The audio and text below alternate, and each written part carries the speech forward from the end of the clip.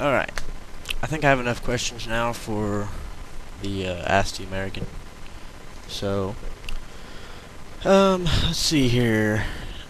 From UrMumLovesMe in Australia, are there people in the army that shouldn't be there, and are there gays? Also from iamglory here in the US, do I personally know any gays and how are they treated? Alright, first off, yes, there are gays in the army. I don't know any of them personally that I'm aware of. See, we have this policy in the army, just don't ask, don't tell. And basically all that means is you can be gay, you just can't talk about it. And you can't be gay publicly, basically, is what that means.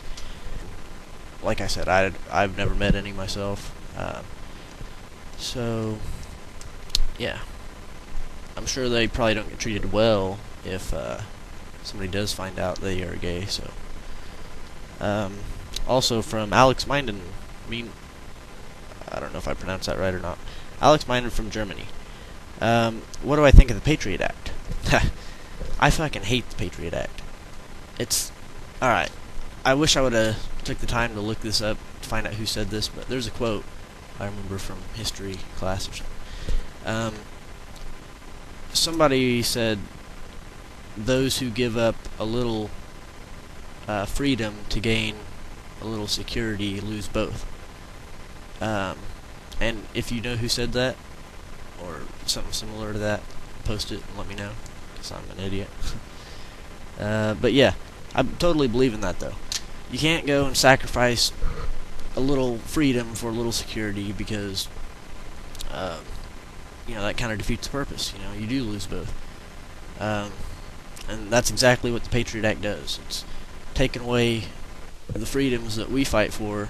Basically, it just lets them spy on us more, is all. And yeah, I can kind of see, you know, where at this point in time we need more intelligence gathering and all that. We need more flexibility in how we obtain our intelligence. But by allowing more spying without warrants and stuff like that, all in the name of fighting terrorism, I think it's all a bunch of horseshit. Let's see. Anything else on the Patriot Act?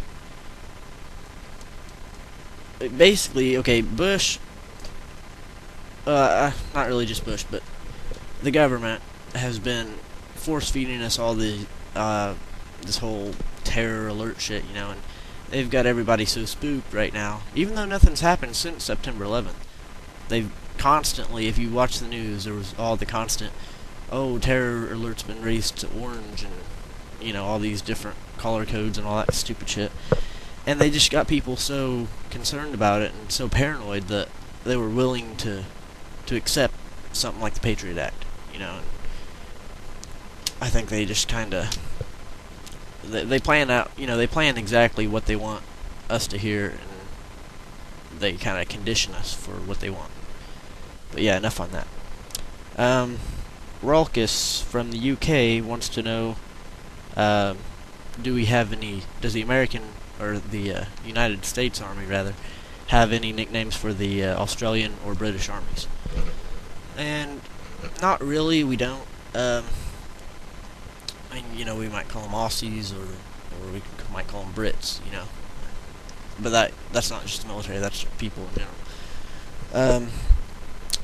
But yeah, see, okay, the way we do nicknames and stuff, usually we always come up with a nickname for the enemy, rather, not for our allies.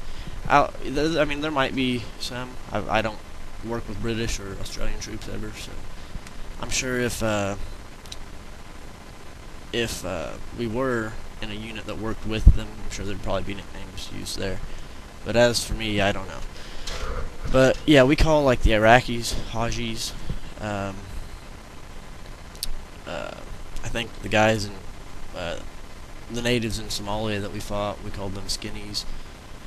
And I know a lot of this stuff is going to be offensive and racist, but whatever, you know, if you want to leave me some hater comments, that's fine, I don't care. The Vietnamese, you know, we called them gooks. Japs for the Japanese, Krauts for the Germans. What else? During the Cold War, we called the Russians Ruskies or Reds. I know we call the British Redcoats a lot, jokingly, Well, we like the Brits and the Australians and Canadians, all of our allies.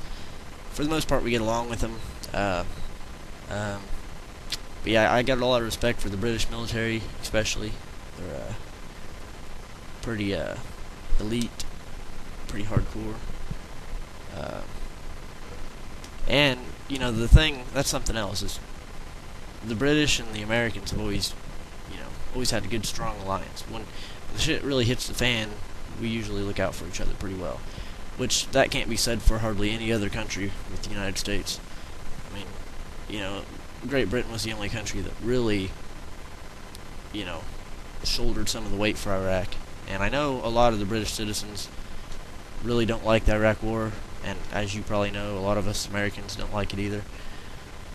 I don't even get into debating the whys and stuff of why we went to war and if we should have and blah blah blah. Yeah, it's about oil basically. I mean, whatever though. I'm just gonna go where they tell me to go and fight. So, whatever. I'm like really hungover today. I drank Irish car bombs all night last night, so if I keep repeating myself or rambling a lot, that's why.